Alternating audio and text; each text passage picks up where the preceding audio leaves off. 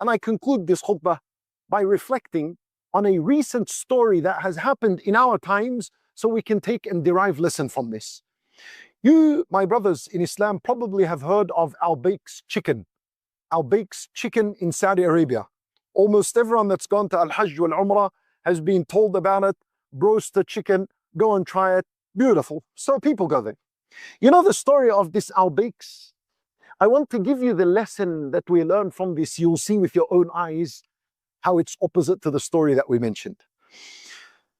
It was founded in 1974 by a wealthy, not wealthy, very general man that came from Gaza. May Allah Azza wa Jal alleviate their pains and their worries. They migrated into Saudi.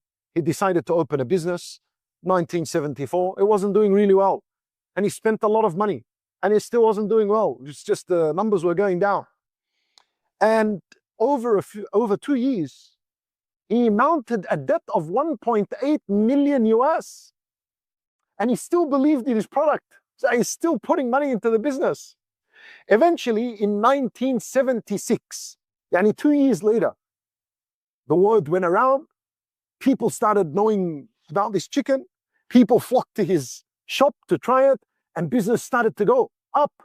Sales started to boom, and he started to make money. And as this momentum was going up, 6 months later, he died. He died at the age of 46, 48, rahimahullah.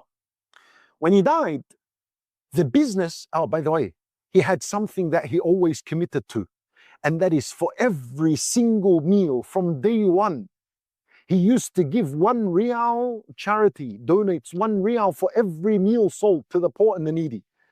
Despite his debt, he would still pay that 1 riyal per meal sold. So he died.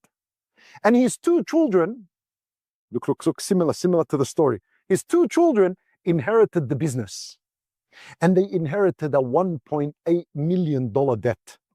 Imagine, what are they going to do? They continued the legacy of generosity of their father. They didn't, imagine you're in a situation like that. You're going to say, listen, let me finish off the debts, then we'll think about being generous. No, they did not do that.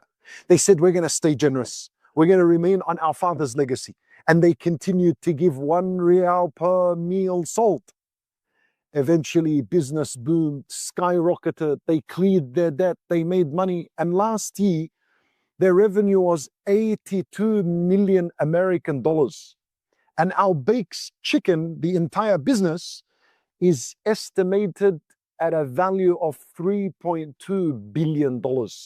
And they say that the reason for our success is this legacy of generosity. Just 1 riyal per meal sold. The meal's probably 20, 22 riyals. One, what's it going to take off you? What is it going to do? How much are you going to be with and how much are you going to give? And that was their legacy. Brothers in Islam, this is why I encourage you that we learn from this story and this story. We need to be people of generosity. We need to fight the greed and the stinginess with our nafs.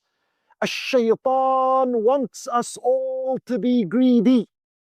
Like Allah said in the Quran, Ash-shaytanu ya'idukum al-faqr. Shaytan threatens you with poverty. You know why people are greedy? Because they fear going broke. You know why people steal each other's money? You know why people don't pay each other's debts off and they don't pay each other off? Why? Because people fear poverty. Where did the poverty come from? Shaitan. Shaitanu ya'idukum al-faqr. And what does Allah promise? Wallahu ya'idukum maghfiratan minhu wa fadla. And on the other side, Allah promised that the more you give, I will give you increase, abundance, fadla, and forgiveness. How can you go wrong? How can you go wrong? Look at the others. The first example in the Quran, stinginess and greed. They went wrong completely. Nothing remained for them. Look at the legacy and the story of a little bit of generosity, not much, a little bit. No arrogance, no pride, looking after the poor, the needy. Look at the business. It's still going up. It's still going up, mashallah. This is from the barakah of Allah Azza wa Jal being placed. So brothers in Islam, an action plan for yourself. You can decide that every week I earn my income and I receive my income, I'm going to give a portion of it fi sabilillah. If you wanted to try and do this model, we can do that. It could be 1%, it could be 2%. You could say, for every $100 I make, I'm going to give $1. No problems.